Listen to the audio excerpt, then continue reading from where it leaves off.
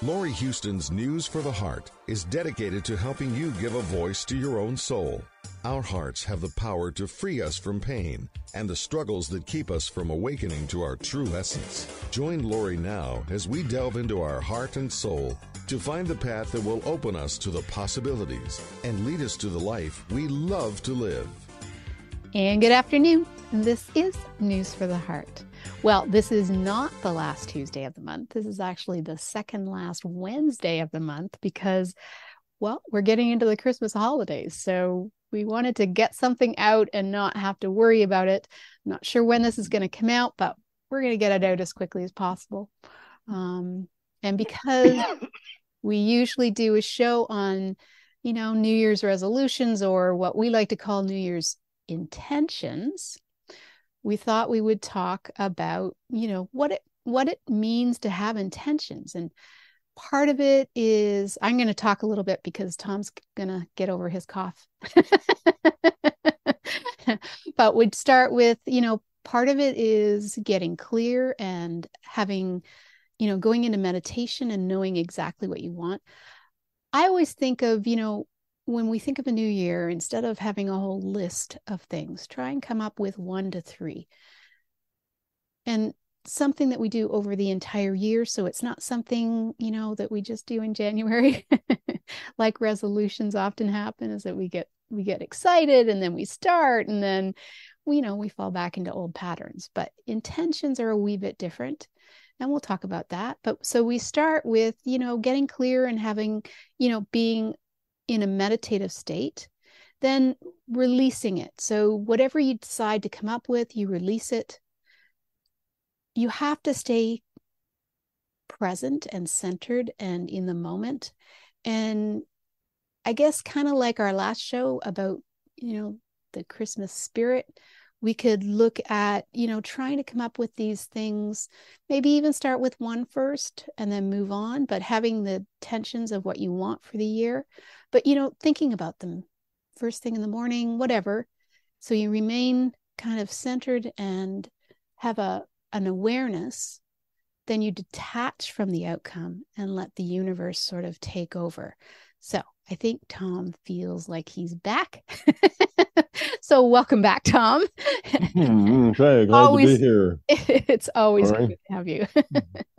Well, I'd like to talk a little bit about the source of the intention, because that is very important. Yes. We have all sorts of intentions. Oh, I intend to lose 50 pounds. I intended to be there on time. Sorry, we have all sorts of intentions. True. And sometimes our intentions are just to serve our ego, to assuage guilt. Well, I really intend to make the human race better by eliminating all those people that I don't like. That's a good intention. I'm trying to make the human race better. Of course, I'll have to kill a few million people to do it, but my intention is good. No, your intention is not good. That's a terrible intention. So intention doesn't just mean that you want something, or that you think that you do something, or even that you think, you want something because you think it's good for everybody. Right. That's not the kind of intention that we're talking about here. So there's intention and then there's intention, you see, and it depends on the source. Where's that coming from? If that intention is serving your ego, serving your fear, serving your arrogance, if it's serving that part of you that's dysfunctional, then it's not a good intention, even if you think you're only doing it to make the world a better place. It's not making the world a better place. The reason you're really doing it is because you want control and power and force, and you want to rule the world. You want to be the one that overrides everybody else's free will to make what you think is right happen. Well, that's just huge arrogance. That's where that intention is coming from. So the source of your intention is extremely important. Just intending to do good things and intending to help people is not enough. The intention has to come from a place of caring, from a place of love, from a place of What can I do to help? How can I be of service? What do I, what is the best thing for me to do? What is the low path entropy, the low entropy path for everyone? What can I do that will be the most help to the most people? And it's okay if you do things that are also helpful to you. It's not that you have to be entirely selfless and whatever. I mean, you taking care of you is an important thing. You have to stay healthy. You have to get enough sleep.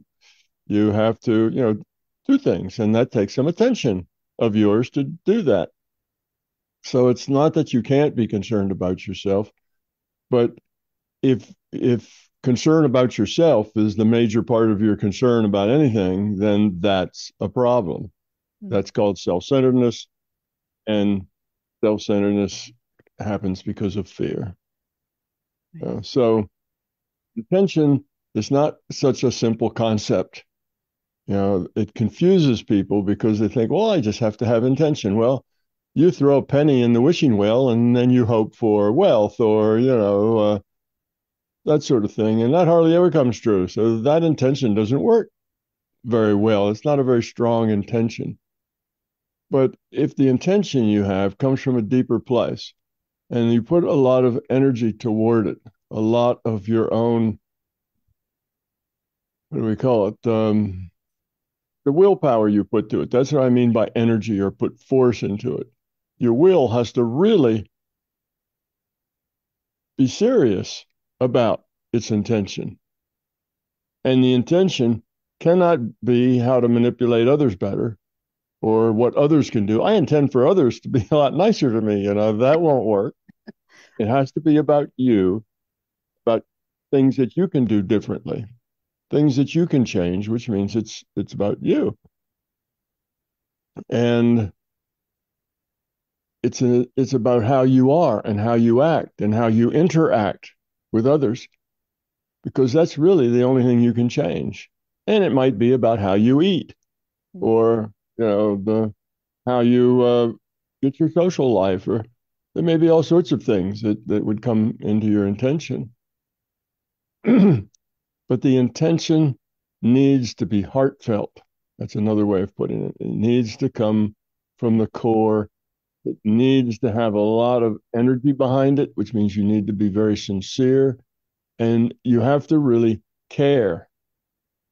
You see, it's not like you're asking for favors. I mean, sometimes people ask me, they says, well, is prayer and meditation the same thing? And well, that depends on what you're doing with your prayer and your meditation. They're similar in a sense, but a lot of times prayer is asking for advantages, asking for boons. Dear Lord, let this happen, let that happen, don't let this other thing happen. It's like asking Daddy for favors. Well, that is not strong. That does not generally work or, come true, because that's weak. It's coming out of the I want. It's coming out of your self-centeredness, what it is you want, out of your arrogance. So that doesn't work. But if the prayer is just something that you are really, deeply feel that you want to, you want to give someone, some peace and quiet and love, well, then, yeah, it works as good as a meditation, or it's just a different form of meditation. And it's the same with the meditation. If you use your meditation for frivolous things, then the meditation isn't particularly useful. It depends on what you do with it. Where does that intent come from? How serious is it? How important is it to you? Just like if you learn to use your mind to heal, if for you it's just a game to see whether or not you can do it or see how well you can do it, you won't be very good at it. But if you really care about that person, even though it's not anybody you know, it's just some name on a list, even though it's just a name on a list, you really care about that person that belongs to that name on the list. And if you don't really care about them, going through the motions isn't going to help them very much. You see, so it's different. You can say, well, I intended that they got better. But if it's superficial, it doesn't carry any power. Or let me put it this way, it's not that it carries zero power, but it carries very little power. Even a light intention carries a little power, but just not really enough to make much of a difference. It's very small. So you want a powerful intent, and you want it for a good reason, not just for, oh, this would make me feel better, and I would like this to happen because that's better for me. But it'll work more powerfully if it's better for somebody else. Mm. And as you say, if you can be detached this intent. If you're attached, what the word attached implies is that your ego is attached. That's what we mean when we say get detached. We mean don't have your ego involved in the process. Detach it from your ego. Detach it from anything other than you want to do something good for somebody.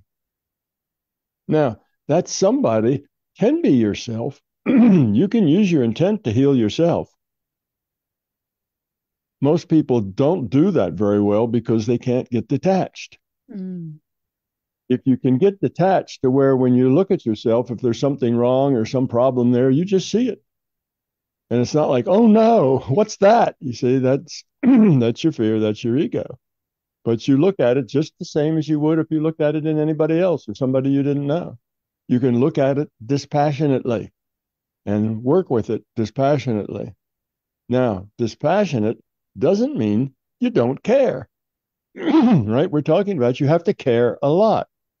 Dispassionate means you don't have any ego in it. So you see, it gets a little complicated around this idea of really what is the intention that we're talking about here. So if a lot of people say, well, I tried with an intent, but nothing happened, it didn't work. Well, your intention probably was not very powerful. And it could have been not for the right reasons. It could have been a projection out of your ego or arrogance or fear or something else. It could be something self-centered. So there's lots of reasons why it doesn't work very well. But trying to explain exactly what makes it work well is hard because these are constructs in consciousness. These are mental constructs. And to try to explain to somebody who's never experienced that mental construct what that's like, it's just really, really hard to explain it. And I'm beating all around the bush, trying to say it in words that hopefully, if you put them all together, it will mean something to you. But, you say things, well, it has to come from the heart. Well, what does that mean? That just means you really, really want it. It could come from the heart and be really full of ego. But that's not really what we mean. So none of my explanations are going to be perfect and tell you exactly what it is. You have to experience it. Right. Like all things of mind, if it's not in your experience, then you can't understand somebody else explaining it. It has to be part of your experience. And then when it is part of your experience, you know exactly what they're talking about. Oh, yeah, right. Yeah, that's right. And it all makes perfect sense. So to get from that place where it's not part of your experience to that place where it is takes a little bit of fumbling around, a little bit of trying, not expecting anything. Expectations are not good. That's part of your ego. Is you expect something to happen or a particular thing to happen by a certain time, and by a certain has to look time, like this. Yeah, all of that, is not good. It'll happen. Things happen in their own way. Things manifest in just the way they choose, and the way they are, the way they do. Trying to make it happen just exactly the way you want it to is a mistake. Now you're putting energy into the wrong thing. Yeah. You're putting energy into getting what you want rather than, into actually healing the person. The person will know how to heal. You just have to put some extra energy into that healing process with your intention. So your intention has to be for the right reason. You want to be helpful. You care. You have love and caring and compassion. Okay, those are the right reasons. It has to be in the right way, and that is you don't have a lot of preconceived notions about what's going to happen other than the person will get better. That they will begin to heal and they will begin to feel better, or they will, feel better, whatever it is you're trying to accomplish. But let that accomplishment of that thing take place in its own way and in its own form. You don't have to be specific about that. You're better off to let that happen the way that is natural for that person to have it happen. Okay. Now, you also need to have your intention very tightly focused so that you don't have 6 or 7 things going on in your mind at the same time. Not only at the same time, but even at similar times. If you start to think, okay, I really want to, help my dear Uncle Fred, who's not feeling well. And he said, oh, yeah, I wonder if he got my Christmas present yet. Oh, yeah, that reminds me, I haven't gotten the presents for, my 2 cousins. And, people's minds just tend to zing around all the time. It's just the way we are. Well, it's the way we are if we don't practice to be otherwise. But just an average person who's never practiced to be otherwise, their mind bounces around probably, 3 or 4 things a second. Mm-hmm. Even things you're not even aware of. Your mind's just bouncing from one thing to another to another. Sometimes people call that monkey mind, but that's probably not fair to monkeys. It's just a mind that is not disciplined. And a normal mind is not disciplined. So you may have to practice for a few months, maybe even a year or so, to discipline your mind. Otherwise, your intent is not going to be strong, because you'll have that intent for 3 seconds and then, whoops, you're off thinking about this. And then you come back to your intent. Oh, whoops, you go off thinking about that. And that means you're not really serious about it. Because if you're really serious about it, that intent is strong. It's focused. There's nothing else going on inside your head. No other thought occurring. Not a feeling, nothing. Everything else is blank. You're not even aware of your surroundings, for that matter.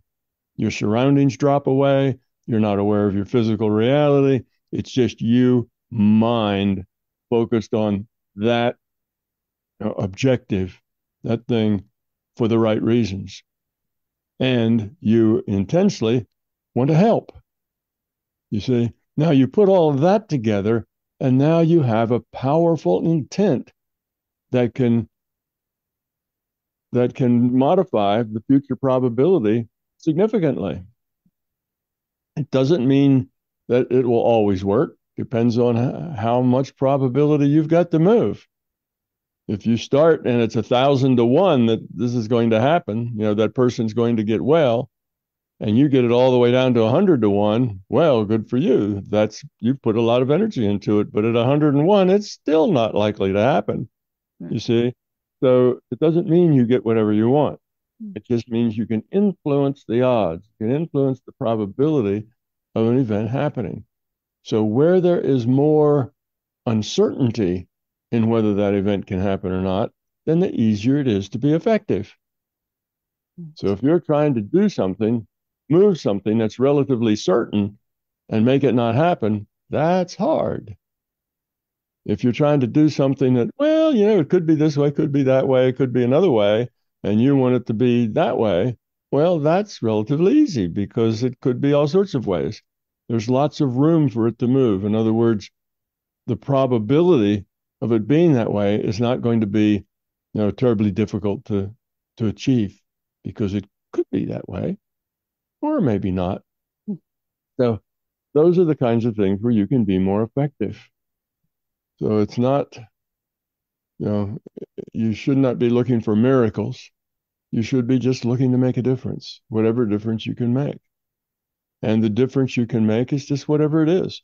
Sometimes, particularly if you're healing, you'll make no difference at all, because as it turns out, it's better for that person to have that illness. They've got something they're learning, something they need to learn from that illness. And they've created that illness, and now it's theirs to deal with it. That's happens sometimes. So you can work real hard and nothing much happens because you're trying to push a heavy rock uphill. It's just not supposed to work that way. And even if you are very powerful and you force it to work that way and you heal them anyway, even though they need that, within a month or two, they'll get sick from something else and it'll go right back to the way it was. And, you're not in the long term going to really hurt anybody or deflect them off their path for very long. They will return to that path because they put energy into that path every minute of every day, and you only put energy into it every time that you sit down and purposely try to modify probability.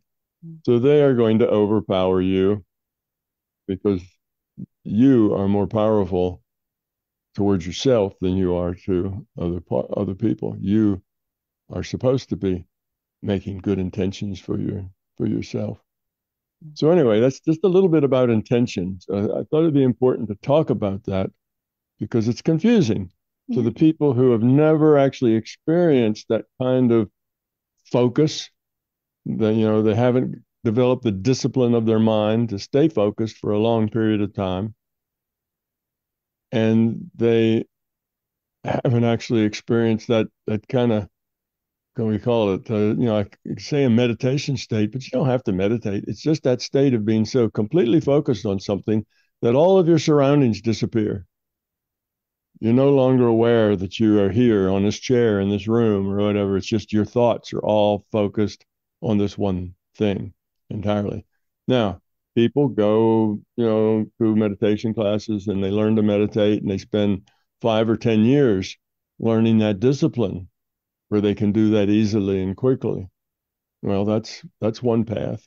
Another path would just be to start with your imagination and get to be so into what you're imagining that the rest of the world drops away. Well, that gets you to the same space. That puts you in a mental space, right, where your mind is only doing what you're focused on doing.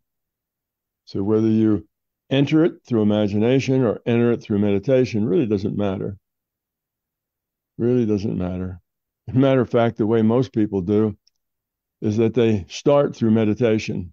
They get to the point that they can be very consistent most of the time, and their meditations get shorter and shorter and more efficient and more effective, so that instead of taking a half an hour to meditate, they can get in a good meditation state in about 10 seconds. No, they just get easier and easier. And then pretty soon they just kind of drop the meditation altogether and they just go there and do that. And that's really starting with your imagination. They don't really stop and meditate first because they can drop into a meditation state almost instantly. Right. But that's like 5 or 10 years later. It doesn't usually start that way. It takes some time and some practice to do that. And that would I'm talking about a person who's really effective at modifying, future probability. Most people are not. So, intention. Another thing about intention is that it's cumulative. Mm-hmm. So if you just have this intention once, right, well, okay, you've tapped it once. Yeah. But if you have it again, then you've tapped it twice, and it's additive. Those 2 taps are twice as effective as one. And if you do it 100 times, let's say 5 or 6 times a day for a couple of weeks, right? That's 5 or 6 times 7. Okay. So you're doing it 30, 35 times, something like that, over a couple of weeks. Now you'll probably be much, much more effective in getting a result. As you get better, you can have the same result sooner, more quickly, because you learn to put more power to it. But in the beginning, if you're going to make a resolution or if you're going to use your intent for something, don't just say, well, I tried it once and it didn't work. You have to have that intent and have it and have it, even if you only take 10 or 20 seconds out. The time it takes you to get up, walk to the bathroom, and walk back. Just in the time walking, you can put intention on that thing happening. You can get down deep inside yourself and feel what it is that you intend to do. Put some energy in it. It only takes seconds. You can do that 5, 6 times a day if it only takes, you 20, 30 seconds. It doesn't take up a lot of your time. but you do it. You keep that in your mind. In other words, what you're intending stays in the back of your mind almost all the time. People who are real good at that, they have this stack of intentions back in their mind that basically are there constantly. They're pouring energy into them all the time. So it's cumulative. That means if you and 10 other people get together and all do this, and it doesn't have to be at the same time, just all do this, then you'll be approximately 10 times more strength in what you do because you have 10 people doing it. It's additive. And if you have 10 people doing it 6 or 7 times a day, well, now you're really putting some energy out there into that. And if they're all doing it from the heart, if they're all doing it for good reasons, if they're all really positive, you can do some pretty large miracles with that kind of power. It's done all the time. You know, Donna of MBT, she runs a healing circle. And a lot of people get together, like 70, 80, 90. Sometimes she's had over 100 people. And you get 100 people put their minds together, even if 2/3 of them aren't all that strong individually, you got a pretty powerful intent going there. And it's done some pretty amazing things. Mm-hmm. It has some pretty amazing stories that go with their successes. So that's what it is about intent. It has to be sincere. It needs to be focused. Your mind needs to be disciplined. It needs to be for the right reasons. And you have to do it often enough to be effective. So if what you want to do is lose weight or quit smoking or be a nicer person or stop being so negative or, something like that, well, think about it. Many times a day, watch what you're saying and the feelings that you have. If your feelings go negative, notice it. Right. See, to be aware of it, change it, not act over it. We're not trying to be better actors here. We say that a lot. It's not like, oh, smile even though you're angry. That's not helpful. That just suppresses it. And when you suppress it, it comes out later, even in a bigger, you got a bigger thing to deal with later on because you've been suppressing it all this time until one day that's too much and it explodes and now it's a worse thing. So don't suppress it. You have to get rid of that negativity. I think that was one thing I forgot when I was going over this because it was somebody else's list. But I think the biggest thing with intentions is the more you focus on them. And then, as you say, looking at your feelings, I think your fears start to come up. And glossing over your fears is not going to help, but actually looking and addressing your fears and seeing where you can, shift that. That's probably the most important piece because That's what intentions are going to do is that you're going to have these intentions, but if you didn't have fear, then you'd already have the things that you're wanting, or you'd already be the kinder, caring person, or you'd already stop smoking, or so there's the fears that are attached to all of our intentions that's the piece we have to get to. Yes, it is. And that piece is is often rooted in your childhood someplace. Just like quitting smoking. The reason that a lot of people smoke is because they want to be more important, more noticeable, more adult, because they associate smoking with being an adult, with being one of the power people, you see. At one time, I think it was. Because that's the way the ads all ran, right? That's the way smoking was advertised. Cool people and people who are with it, they all smoke, and you need to smoke too, so you can be with it. And we had all that sort of advertising going on. So 5-year-olds and 6-year-olds, they take all that in. You don't think they're paying attention, but they take every bit of that in. And then when they're, 14 or 15 or 16, they want to smoke because in their mind, that's how you become somebody important. That's how you become an adult. So now they're smoking. Okay, now they're a nicotine addict. and they're thinking, oh, I really would like to quit. I should quit because it smells bad. My wife doesn't like it. My husband doesn't like it, whatever, my children don't like it. It's a nuisance and so on. But in the back of your mind someplace, there's this little thing that says, yes, but if you quit smoking, you won't be so important. You won't be more as adults. You'll be like a child. Children aren't allowed to smoke. And you have that feeling. So it makes it really hard to quit. And you think, well, shoot, that was just some 5-year-old being overcome by an advertisement. And you never think that that's the problem. But in many cases, that is the problem. It's that 5-year-old's attitude that if they don't smoke, they'll be lesser somehow because they smoke to become more. And you want to become more because you're kind of insecure and not satisfied with who you are. So you see, it builds on an insecurity. And then, that's the fear at the root of it. It builds on the insecurity. And then it makes it very difficult to quit because you know now intellectually you'd say, well, that's ridiculous. Quitting smoking would actually be better. People would like me better. I'd smell better. You can have all those things, but that's in the intellect. Down in the you, down at your core, says, yeah, but I wouldn't be as important. I wouldn't be as significant. And though that is completely irrational, at the core of you, things don't have to be rational. Now, rationality isn't a thing at the core of you. It's just how you feel about things. And whether it's rational or not, you never notice. It's just the way you feel. So, when you have these intentions, you also have to deal with your fears. Just exactly what you were saying. That's the important thing. You have to look at it and look at, well, why not? What keeps me doing this? Is it just my addiction, my physical addiction? Or do I have an emotional addiction to it? Which is my addiction to, I'm insecure. And this makes me feel more secure. Is that the problem? And if it is, how do I deal with that?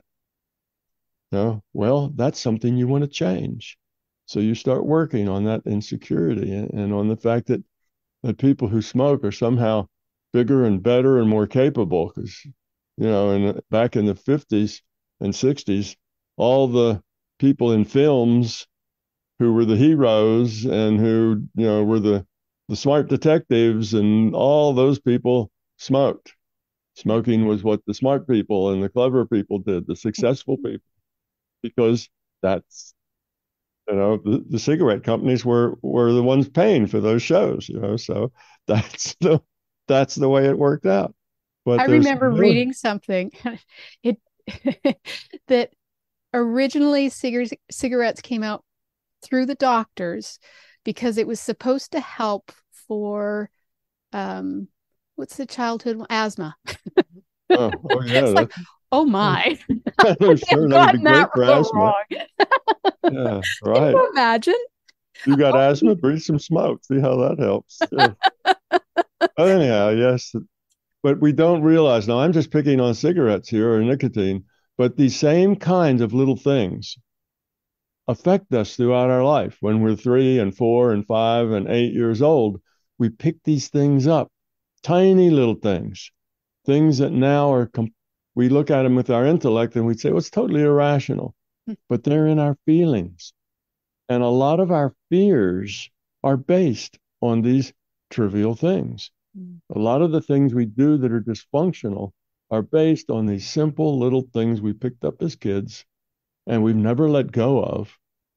Our intellects aren't aware of them, but our feelings are. And they drive us because they're ensconced in our fear, and they drive us because we're insecure.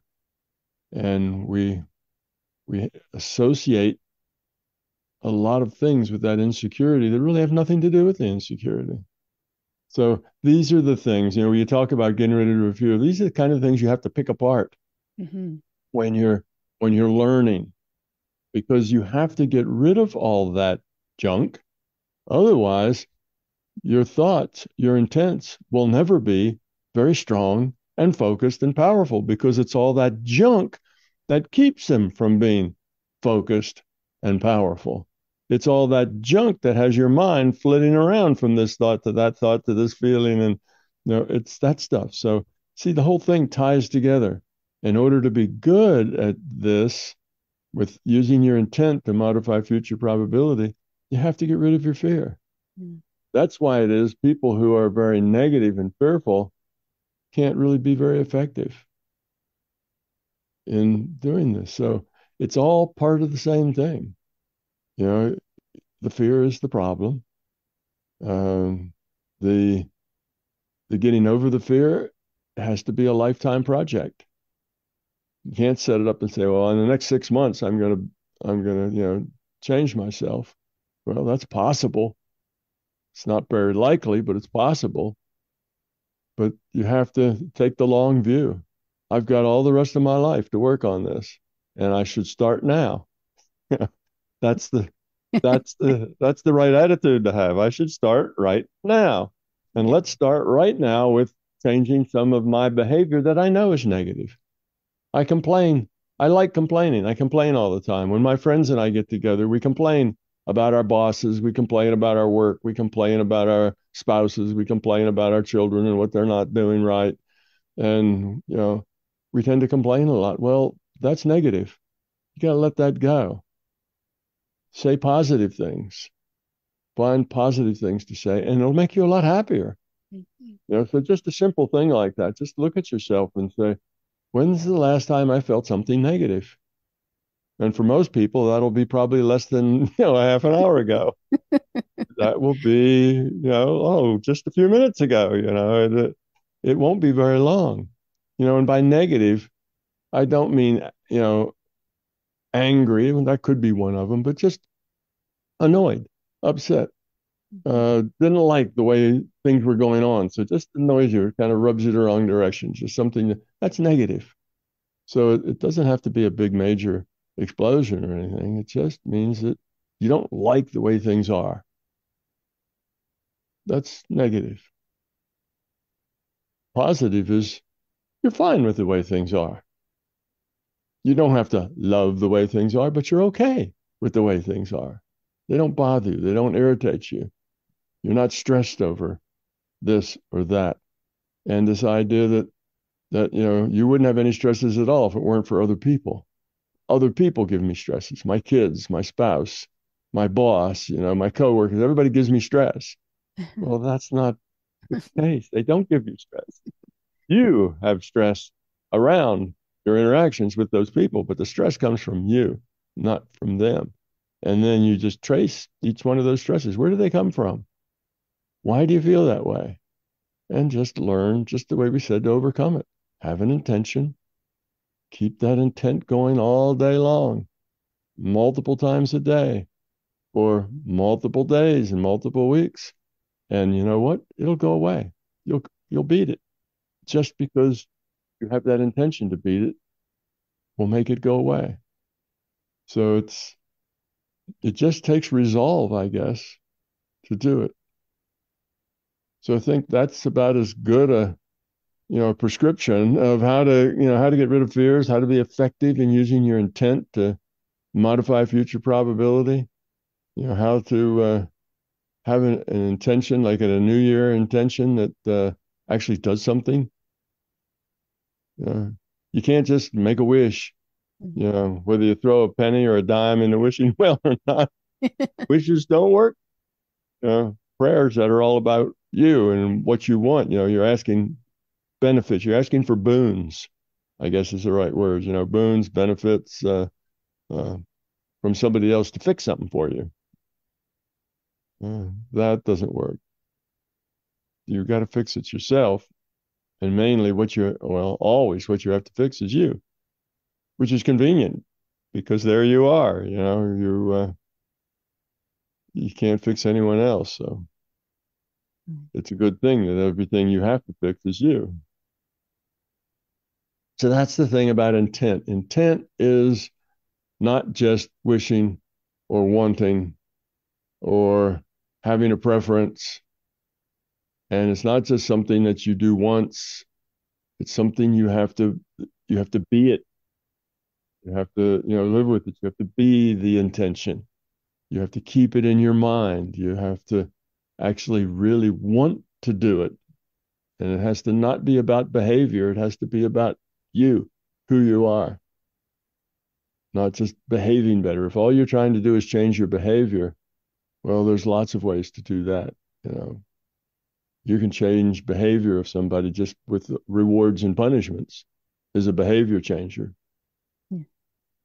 But that's not what we're trying to do. Changing behavior is civilizing, but it doesn't help you grow up any. Mm-hmm. You still carrying all the same miserable stuff around with you. You just behave better.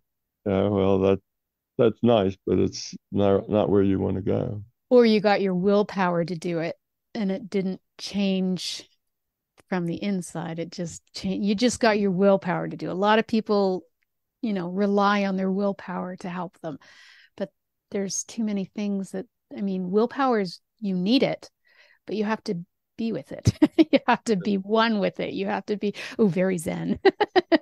But you have, it can't just be willpower, because willpower will only take you so far. That's usually what happens, is that, we get, really strong willpower at the beginning of the year to do this and this and this. And then, less. Well, then 2 days later, it's just a little tiny bit of willpower. And a week later, there's no willpower in it at all. Yeah. It's not consistent, doesn't last long enough, doesn't actually come from the heart, often comes from the intellect. I should quit smoking. I should, not be so negative. And if you're trying to change your behavior, again, it probably won't be successful. But even if it is, it really is not going to help you be any happier. There was a terrible book out there, and I'm not going to say too much about it because she was very popular. But one of the things, it was a weight loss. It was actually about stopping sugar, which is a good thing. But she actually said to tape your mouth while you're cooking. So that you don't taste, that you should have it, it's like, oh my, you can't possibly think that's a good thing. Can you imagine? Well, that would work, I guess, if you kept it taped forever. No. That would be willpower. Well, taping your mouth is behavior modification, right? Yeah. It will change your behavior because you no longer can put anything in your mouth. So it's that falls in the behavior modification, but it doesn't help you grow up or change anything. Yeah. It's a kind of an empty gesture. But if the whole reason you're overweight is because you sample while you cook. Yeah, right. Okay, get it. Go get the what is it, duct tape, right? Change your habit. If it's just a habit, then I suspect some duct tape would help you change your habit pretty quickly. That would be so uncomfortable, particularly tearing it off again at the end. Yes. That would be a real stick. Talk about carrots and sticks. I guess if you did it overnight, you'd stop snoring. Well, they have devices for that. They do have devices for that. Maybe a little less less painful. They have ways, force people to breathe through their nose rather than through the mouth, and then they don't snore so much. Yeah, some things we think of. But yeah, behavior modification. But if it doesn't come from the heart, if it doesn't, and I don't know how that could possibly come from the heart, because it sounds like it's completely fear-based. So, but yeah. Well, things that are fear-based, don't last. Or if it's like the whack-a-mole, as soon as you knock one down, something else pops up. That fear is going to manifest itself some way. Yeah. It's there. If you don't get rid of it, it will manifest in some way. And even if you're able to make it not manifest this way, it's going to come back out in some other way that it will manifest. So when you have the fear, you have the fear, and that fear will trouble you. Maybe it doesn't show as much, but it's going to be just as damaging to you and to, your life as it was in the other form. Fears, just by shoving them under the rug and so they don't show, is not is not going to help you grow up. It'll just drive you crazy. Mm-hmm. And by the end, by the end of your being able to stuff it under the rug, you will be resentful. Yeah. I did all these things for all those people, and what have they done for me? That's the person who grit their teeth and forced themselves to wash the dishes or do whatever they didn't want to do, but they did it anyway. You know, well, then they get very resentful after a while. And all of that anger they had, okay, they suppressed it for 10 years maybe, but eventually it blows up. And when it does, it's a lot worse. Hmm. It causes more damage and more hurt and a lot worse than if they had not suppressed it. Right. Better just to deal with things than try to suppress them. And there's if you just ignore a fear, it does not go away. You actually have to get rid of it, Yeah. not suppress it. And That's changing important. your perspective, obviously, and because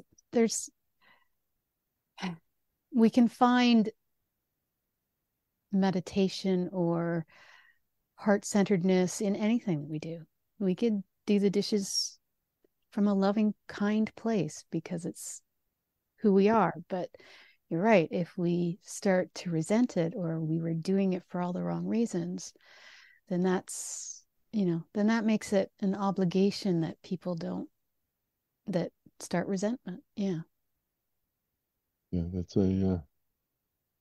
that is a problem. That's even worse. And that's often you will see elderly people Mm. and maybe mostly women because they live longer than men. The old people you see walking around tend to mostly be females because the old people have already died. They tend to die 2 or 3, 4, 5 years younger than females. But in any case, you see people who are older and they just have a real sour expression. And when you talk to them, all they want to tell you about is everything that hurts and all the things that's wrong with their life. And, it's all about their pain.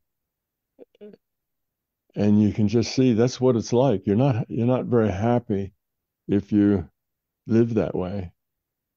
It's just a change of perspective. I mean, it sounds hard. Oh, reach down inside of you and grab your fears and rip them out. Oh, that's such a hard thing to do. But all you do is just change your perspective.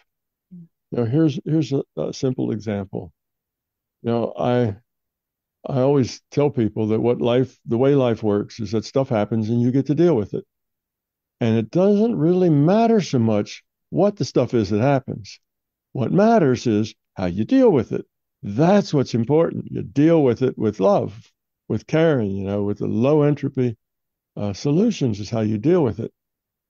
So if you just change that perspective from what matters is what happens, Mm. and then I'll deal with it, however I have to. But what matters is what happens. Now, if what matters is what happens, now every time a change comes along in your life, you've got fear. Yeah. Because how am I going to manipulate this change to come out the way I want it?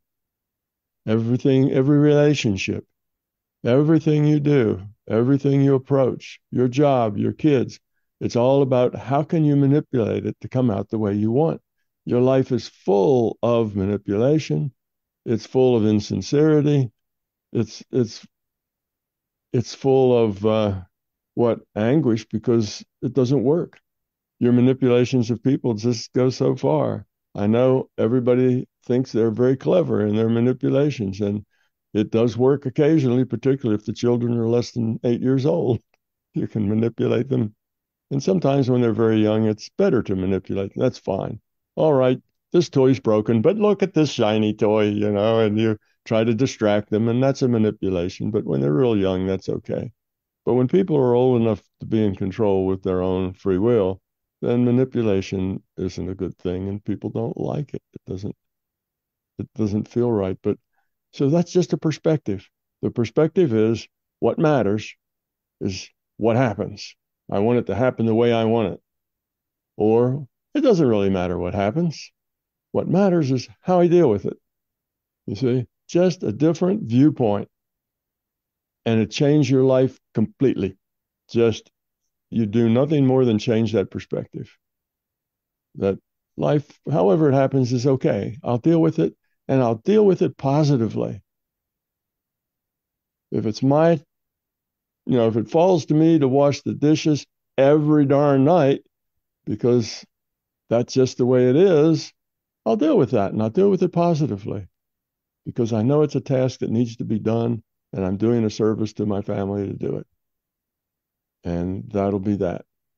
You do it positively. You don't say, well, I'm giving more than I'm getting, and that's not fair. That's a perspective that just creates trouble. It's not helpful at all.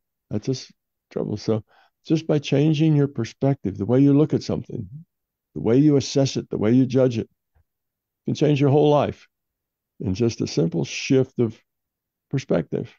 Mm-hmm. Well, that will require you to shift your perspective. You'll probably have to become less self-centered, because when you're self-centered, you need things to be the way you want them, the way they should be. Of course, there's only two ways to do things: my way and the wrong way. That's where that attitude comes from. So you'll probably find that you're self-centered, and that's the reason you have that perspective. But then you have to work on that. Saying, I need to get rid of my self-centeredness. I need to not lead everything by assessing how that will affect me and how can I arrange it such that it affects me the way I want. Mm-hmm. Instead of seeing life that way, you need to assess it as, how can I help? How can I be part of the solution? Mm-hmm. And when you do that, you help everybody around you. Well, you'll help them grow up too. You'll help them grow up too. Because if you fuss about doing those dishes every night because it's just not fair, then nobody is going to ever bring it up, because you'll blast off if anybody even brings it up. But if you just do the dishes, now there's a probability it's just gone up that somebody in your family will think, Mom does the dishes every night. Maybe I should help. Maybe I should do them tonight. Give her a break. So you help other people grow and make better decisions by you making better decisions. Now, that may take a year before somebody comes to that conclusion, but that's okay. You got all the time in the world. You're helping people grow up by being grown up yourself. So if you want to help others grow up, grow yourself up first. And you be grown, because that gives them an environment to grow up, a better environment for them to grow up in. They're more likely to realize things when they see somebody who's doing things for the right reasons. So it all works. Mm-hmm. It all works together. And the key thing in all of this is intention. It's all about intention. I intend to grow up. I intend to not be so self-centered. I intend to keep my intention in my mind strong, every day for the next, multiple times a day, every day for the next 6 months until I succeed. That's intention. And if your intention is this year or for next year to grow up, just know that might take a little bit longer. If you get upset because you haven't grown up yet, just and it's not working. Well, yeah, it's probably, It's again, I guess the other thing that's really important, another just a perspective, is that look for the long term. We're in it for the long term, not for the short term. We're in it for the lifetime. Yeah. You've got an entire lifetime to grow up. That's your job. That's why you're here. And you start whenever you start, and you get as much done as you can get done. And then you get another lifetime to go on from there. Yeah. So you have to look at it in the long view and not expect to change yourself in a week. Now, sometimes people do change in a week, but that's only because they're ready to change. They've gotten themselves really, really close to seeing that bigger picture, really, really understanding it. They're right on the edge of it, and then something pushes them over the edge, and bingo, within a week, they go from, you know, self-centered or not self-centered. That happens, but only because they've done all the work over the last decade previously to get to that point that they're ready. So it's if you hear about people who suddenly, they were bums and alcoholics and didn't do anything, and now they're brilliant prophets and philosophers. Well, it didn't just happen like that. It's because they've been working on the concepts and on the attitudes for a long, long time, and maybe over many lifetimes, and it finally just hit. The last straw just fell into place, and then everything clicked, and they got it. So sometimes you get that aha moment, and things get clear, but mostly it's just a long, slow bunch of tiny little increments, a little bit of progress here, and there's a little bit more progress, and you don't even notice it until you look back. And you look back and say, who was I 5 years ago? What was I like? Where was I 5 years ago? And what was I doing? And then you see the difference. And it's like, oh my goodness, how much I have changed. But you don't notice it in the process because it's just thousands of tiny little choices that you make every day.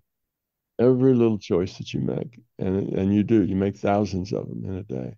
The way you react, the way you respond, the face you put on, whether it's a smile or a frown. These are all little choices that you make, whether you do a task, with positivity, or whether you do it, because you feel like you have to and you're forced and you grumble.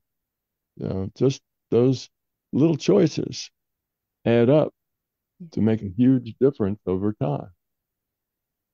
So nothing drastic really has to change. It's just a slow process of when you have that will to change, that intention to change, then you will change, but it may be slow, but you will change. That's all it takes, is that intention. Intention is the motive force within consciousness. That's what makes things change and move in consciousness, is intention.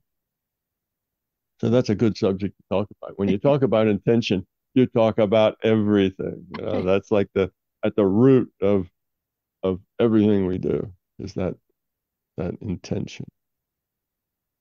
All right. Well, that was a great show. And I think we all have a little bit more to go for with our next year. Intention. All right. Well, I hope people got a little better perspective of that word, because it is a confusing word. It is. Particularly for people who've not been on this path very long and are just starting out. And you just have to kind of struggle with it a bit until you begin to get it. Yeah. All right. You've been listening to News of the Heart. We've been getting the heart of what matters with Tom Campbell and intentions. All right. So, wow, we'll be back next year. Yeah, next year. So thank you, Laurie. I appreciate you talking to me every month. And I love having you, and everybody else loves listening to us. So we're good. Good. All right. We'll be back next year. Nah, I like saying that. Okay. Next year. January, the last Tuesday in January. There you go. All right. It's a date. It's a date. Thanks, Tom.